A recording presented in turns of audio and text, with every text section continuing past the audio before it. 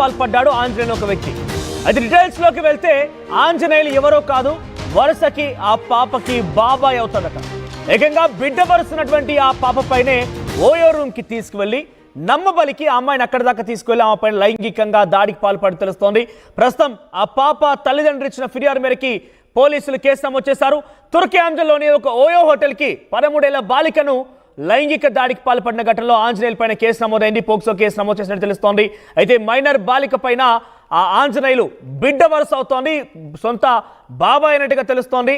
మరిన్ని ఇప్పుడు డీటెయిల్స్ తెలియాల్సి ఉంది. అయితే బాబాయ్ వరుస ఉన్నటువంటి ఆ వ్యక్తి బిడ్డ వరుస అయ్యేటువంటి ఆ పాప పైనే నమ్మించి కొంత ఆవిడని ఆ పాపని బయటికి తీసుకెళ్లాడు, హోటల్కి తీసుకెళ్లి లైంగికంగా దాడికి పాల్పడ్డాడు. ప్రస్తుతం తల్లిదండ్రులు ఇచ్చిన ఫిర్యాదుతో ఆ ఆంజనేయుల పైన పోక్సో కేసు నమోదైన తెలుస్తోంది. మరిన్ని అప్డేట్స్ మా ప్రతినిధి పెట్రిషా అందిస్తారు. పెట్రిషా, రైట్, ఆంజనేయులు అనే వ్యక్తి ఆ మైనర్ బాలిక పైన ఘటన ఒక్కసారిగా సంచలనంగా మారింది రంగారెడ్డి జిల్లాలో ఒక ఓయో హోటల్కి. అయితే మొన్ననే ఓయో హోటల్ ఒక నిర్ధారణకు వచ్చేసింది, ఒక తాజా నివేదికను కూడా విడుదల చేసింది. తమకి ఇంతగా వస్తున్నారు, ఇంత బిజినెస్ అవుతుందని చెప్పింది. ఆ తర్వాత మరుసటి రోజే మేము పక్కా ఆధారాలు ఉంటే కానీ, అన్ని రకాల ఆధారాలు సమకూర్చుకుంటే కానీ ఎవరిని అనుమతించామని చెప్పుకొచ్చింది. అయితే ఇక్కడ ఆ మైనర్ బాలిక ఆ వ్యక్తి ఆంజనేయ ఎవరైతే ఆ ఓయో హోటల్కి వెళ్ళారో ఆ సమయంలో మరి ఆ OYO hotels rules and guide lines ఎందుకు బ్రేక్ చేసింది, అసలు ఆ హోటల్కి వాళ్ళు ఏం చెప్పి వెళ్ళారు, ఎటువంటి ఆధారాలు సమకూర్చుకున్నారు, సో ఇలా అనేక అనుమానాలు తావిస్తున్నాయి. సో ఓయో హోటల్ మనం చూడొచ్చు ఆర్టీవీ స్క్రీన్ పైన, అక్కడ కనిపించినటువంటి ఆ హోటల్లోనే ఆంజనేయులు అనే వ్యక్తి ఆ పాప పైన లైంగిక దాడికి పాల్పడేటువంటి ఆ హోటల్దే. ఆ తర్వాత ఆ పాప ఇంటికి వచ్చినాక ఆ తల్లిదండ్రులకు చెప్తే ఈ విషయం తెలిసింది. సో తల్లిదండ్రులు ప్రస్తుతం పోలీసులకు ఫిర్యాదు చేశారు. ఎంత దారుణం అంటే సమాజం ఎట్టిపోతుందని ఈ సందర్భంలోనే అర్థమవుతుంది మనకి. ఒక కూతురు వరుస అవుతున్నటువంటి ఆ పాపని బాబాయ్ అంటే సరిసమానంగా తండ్రిలాగా చూసుకోవాల్సినటువంటి బాధ్యత కలిగినటువంటి ఆ వ్యక్తి కూతురు పైన రకంగా లైంగిక దాడికి పాల్పడమా? ఎస్, మరిన్ని అప్డేట్స్ పెట్రిషా అందిస్తారు. పెట్రిషా, ఆంజనేయులు ప్రస్తుతం పోలీసు అదుపులో ఉన్నారా? అసలు ఈ విషయం తల్లిదండ్రులకు ఎలా తెలిసింది? ఆ పాపని ఏం చెప్పి నమ్మించి అక్కడికి తీసుకెళ్లాడు ఆ దుర్మార్గుడు?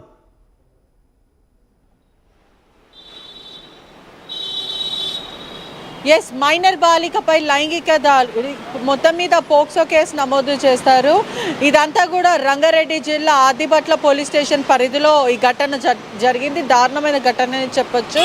మొత్తం మీద కూడా చూసుకుంటే కూడా మైనర్ బాలిక తను 13 సంవత్సరాలను పూర్తిగా తెలుస్తుంది. దగ్గర బంధువు సొంత బాబాయ్ ఆంజనేయులు అనే ఒక కామాంధుడు ఆ అమ్మాయి పైన దాడి ప్రయత్నించారు. ఒకవైపు తుర్క ఎంజాల ఓయో రూమ్కి తీసుకెళ్ళి మరి బలవంతంగా అత్యాచారం చేసిన పూర్తిగా కలకలం రేగుతుందనే చెప్పను. తల్లి ఫిర్యాదు మేరకు పోక్సో కేసు నమోదు చేసిన పోలీసులను మొత్తం మీద తెలుస్తుంది.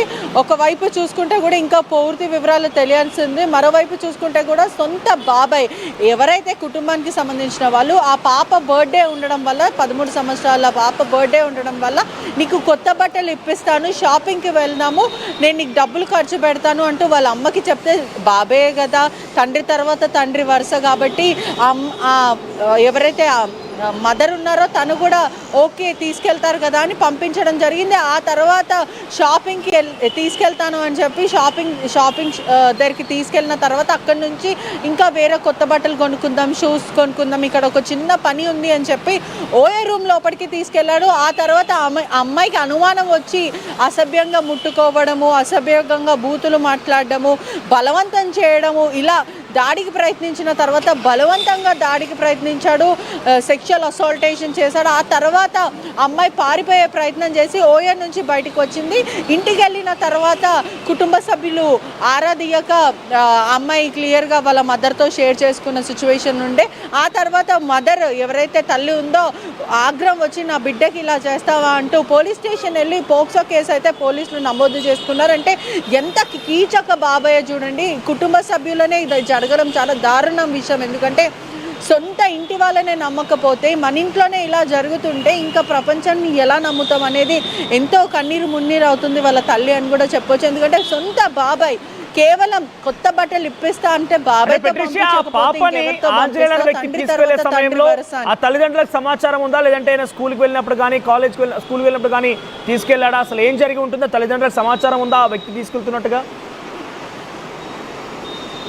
చాలా ప్రీ ప్లాన్గా ఆంజనేయులు చేసిన ప్లాన్ అనే చెప్పొచ్చు. ఎందుకంటే బలవంతం చేయకుండా కేవలం అమ్మాయి స్కూల్లో నుంచి వచ్చిన తర్వాత బర్త్డే ఉండ కారణం వల్ల షాపింగ్ తీసుకుంటాను, నీకు ఒక కొత్త ఫ్రాక్ ఇప్పిస్తాను, షూస్ ఇప్పిస్తాను, చెప్పులు ఇప్పిస్తాను, మనం షాపింగ్కి వెళ్దాం, ఏమైనా తినేసి వద్దాము అని వాళ్ళ మదర్తో చెప్పారు. సొంత తల్లితో చెప్పిన తర్వాత వాళ్ళ మదర్ కూడా బాబే కదా, తండ్రి వరుసనే కదా, తండ్రితో కాకపోతే ఇంకెవరితో వెళ్తుంది అని అనుకుంది. కానీ వాళ్ళ మదర్ అయితే ఇలా ఆలోచించలేదు. ఇటువంటి దారుణానికి ఒడికడతారా అనేది వాళ్ళ మదర్కి కూడా ప్రస్తుతం, ఆ తల్లికి కూడా ఎంతో షాక్ అనిపిస్తుంది. అంటే నా బిడ్డని నేను ఇంకా ఎవరిని నమ్మాలి, నా కుటుంబాన్ని నమ్మకపోతే ఇంకెవరిని నమ్మాలి, కుటుంబంలో ఉన్న వాళ్ళే ఇంత అరచానికి పాల్పడితే ఇంకా అమ్మాయిని బయటికి ఎలా పంపించాలి, స్కూల్కి ఎలా పంపించాలి, ప్రపంచాన్ని ఎలా ఫేస్ చేస్తుందని ఎంతో శోక సముద్రంలోని కుటుంబం అంతా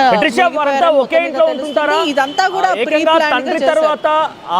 తండ్రి లాంటి వాటి వయసు అని చెప్తున్నారు నేపథ్యంలో అంటే దూరపు వరుసకి బాబాయ్ అవుతాడా, లేదంటే తండ్రి తర్వాత పుట్టిన ఆయన వాళ్ళ ఇంట్లోనే ఉంటాడా? సొంత బాబే అనే కూడా మొత్తం మీద మనకైతే సమాచారం వస్తుంది. సొంత బాబే, కానీ వేరే వేరే ఇంట్లో ఉంటారు. కేవలం అమ్మాయి బర్త్డే ఉంది కాబట్టి ఇప్పుడు సాధారణంగా ఎవరైనా సరే కుటుంబానికి సంబంధించిన వాళ్ళు చిన్నపిల్లలకి తాతయ్య కానీ బాబయ్య కానీ అక్క చెల్లెలు కానీ అన్నదమ్ములు కానీ ఎవరైనా కొత్త బట్టలు ఇప్పిస్తాము, స్వీట్స్ తినిపిస్తాము, చాక్లెట్ ఇప్పిస్తామంటే మన కుటుంబ సభ్యులే కదా, మనం కుటుంబాన్ని నమ్మకపోతే ఇంకెవరికి నమ్ముతామని ఆ తల్లి అలా పంపించడంతో కీచక్క బాబాయ్ చేసిన పని ఇప్పుడు ఆ అమ్మాయికి చాలా ట్రామటైజింగ్గా అనిపిస్తుంది. ఎంతో భయప్రాంతులకు గురైంది అమ్మాయి. తల్లి కూడా ఇంకా ఎవరిని నమ్మే పరిస్థితి అయితే కనిపించట్లేదు. అంటే బయట వాళ్ళని ఎలా నమ్ముతాను అంటే ఈ ఘటన కూడా నిన్న జరిగిందని మొత్తం మీద తెలుస్తుంది. ఆలస్యంగా వెలుగులోకి వచ్చింది. ఎందుకంటే ఆ అమ్మాయి కూడా సరిగా సమాధానం చెప్పకపోవడం, దాని తర్వాత షాక్లో వెళ్ళిపోవడము, భయప్రాంతులకు గురి అయ్యి డిప్రెషన్కి వెళ్ళిపోవడం, ఇటువంటి భయప్రాంతికి గురి అవ్వడం వల్ల తను కూడా ఏం చెప్పలేకపోయింది. తల్లి పదే అడగడం, ఆ తర్వాత పూర్తిగా ఆరాధీయడం వల్ల ఎవరైతే 13 years పాప చెప్పడం వల్ల వెంటనే తల్లి భయపడకుండా, అంటే పరువు పోతుందేమో అని అలా భయపడకుండా ఏదైతే జరిగిందో అది తప్పు, నేను ఖచ్చితంగా ఖండించాలి, సొంత వాళ్ళే ఇంత అరాచకానికి పాల్పడ్డా కీచక బాబాయ్ అంటూ తను వెళ్ళి పోలీస్ స్టేషన్లో కేసు నమోదు చేయడం జరిగింది. పోలీసులు కూడా అతను అదుపులోకి తీసుకున్నారని కూడా మొత్తం మీద సమాచారం అయితే వస్తుంది. పూర్తిగా కూడా పోక్సో కేసు నమోదు చేసుకొని దర్యాప్తు చేస్తున్నారు.